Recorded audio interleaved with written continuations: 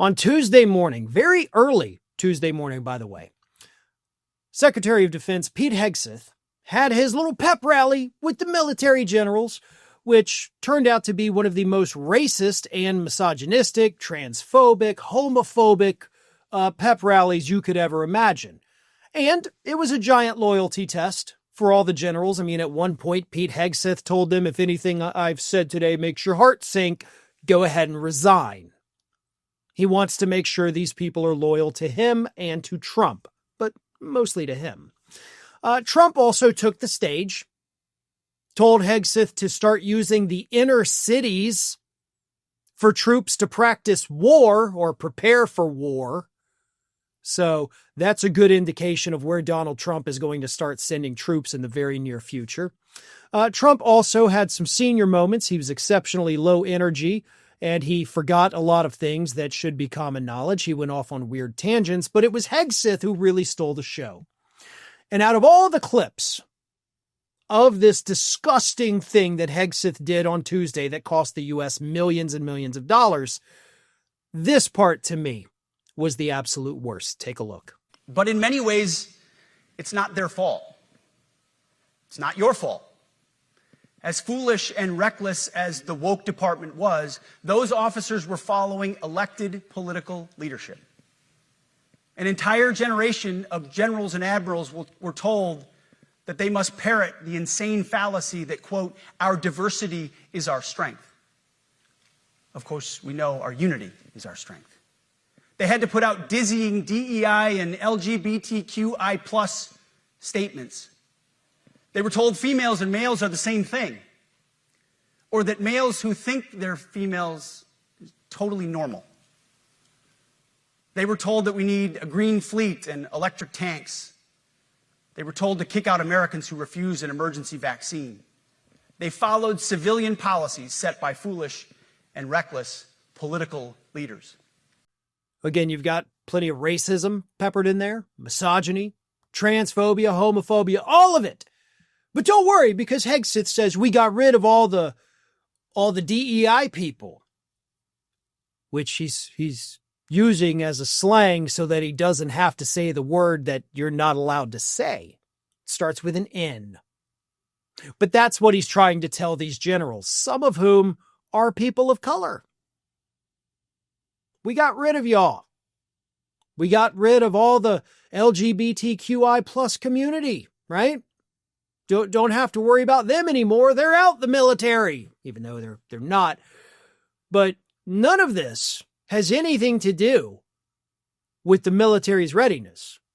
None of that has anything to do with our ability to respond to threats or respond to attacks or to protect this country.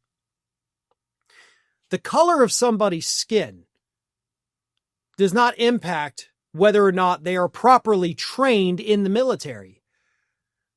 Their gender identity, their sexuality, none of that matters. And at a time when the military is struggling to recruit new people, probably not the smartest time to go ahead and be kicking people out. But that is what this administration has, of course, been doing. And if they're not outright kicking them out, they're basically forcing them out. Hegseth, in addition to going after people of color, going after the LGBTQ community, he also went after fat people too, because apparently he can't stand to look at anybody that's overweight. Hegseth had this to say. If the Secretary of War can do regular, hard physical training, so can every member of our joint force. Frankly, it's tiring to look out at combat formations or really any formation and see fat troops. Likewise, it's completely unacceptable to see fat generals and admirals in the halls of the Pentagon. It's a bad look. And it's not who we are. Actually, statistically, as a country, yes, it is. And I know, I'm right there with them. Here's the thing though, bud. The reason they may not have as much time to go and hit the gym and do their little Instagram videos of them at the gym like you love to do, pretty boy, is because they're actually working. You see, that's the difference. They're doing a job. You think your job is to post fun little videos of you working out with RFK brainworms on Instagram. And, oh, look at me do these very bad form pull-ups. and, the weak little push-ups that you do. You're really not doing your body any favors with the way you work out. Obviously, you've never had real training in how to do this, and I know I may not look the part, but at one point I was on a weightlifting team, and I knew how to do all this, trust me. Hegseth's form is god-awful, but that's beside the point. The point is, none of it matters.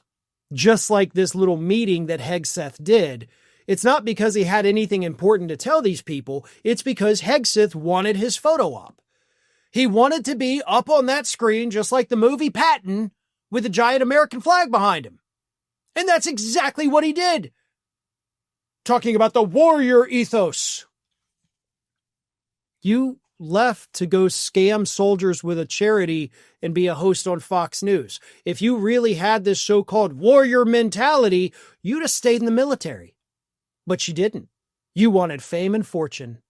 And that's what you got. And dumb luck got you back into the top spot of the Pentagon, right?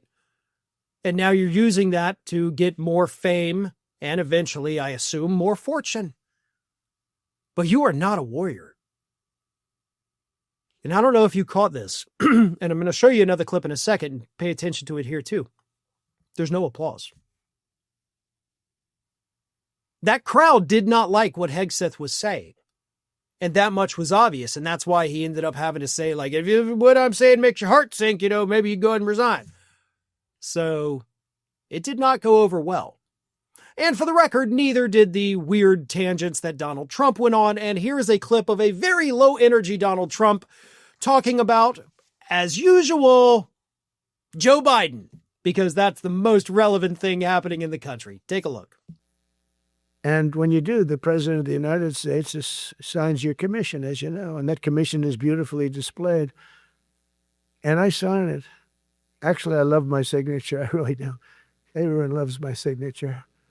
But I sign it very proudly, and I always think to myself, how can you have an autopen sign this? It's just so disrespectful. To me, it's just totally disrespectful. And it turned out that almost everything he did was signed by autopen, except for when he gave his son, Hunter, pardon. He signed that one. And that's actually the worst signature I've ever seen. That was the bad. The autopen looks much better. Oh, that gosh darn autopen, which is not illegal to use. Trump used it plenty of times in his first term. He's used it plenty of times this term, and Biden used it. And nobody cares. Like, literally nobody cares. That does not make what was signed void. The Supreme Court has already determined that, so why we're even having this conversation blows my mind, except when you, of course, realize it's coming from a man who I am firmly convinced has dementia. That's why he tells the same stories over and over and over again, which is something that is very common in people with dementia, especially in situations where the story is, of course, not relevant. See how that works? They weren't there to talk about autopens, but Trump brought it up because his dementia does not let him recall the types of things that he needs to be recalling for the specific audience or occasion. He also, of course, could not remember the name of the countries that he's ended wars with. And, of course, now it's up to 8. Last week it was 7. Actually, the week before it was 7. Last week he said 7, probably 8, and now it's 8. And I guarantee you by the end of November, it'll be 9. I guarantee you he's going to start claiming 9. By this time next year, we'll be over 11. And he won't have stopped any of them because he didn't stop any of the 7 or 8 or 9 or whatever that he claims he stopped. They have all had bloodshed in the last month, folks. He has done nothing. He has accomplished nothing other than tanking the economy and, of course, helping to destroy America's image. And trust me, that little racist, misogynistic military pep rally on Tuesday is not making America look any better to our allies. Thanks for watching, everyone. We're inching closer and closer to 1 million subscribers, and we're aiming to hit that goal before the year closes. So if you aren't subscribed to the channel, please do so, and don't forget to like, comment, and share. Thanks for joining us as we head towards this huge milestone.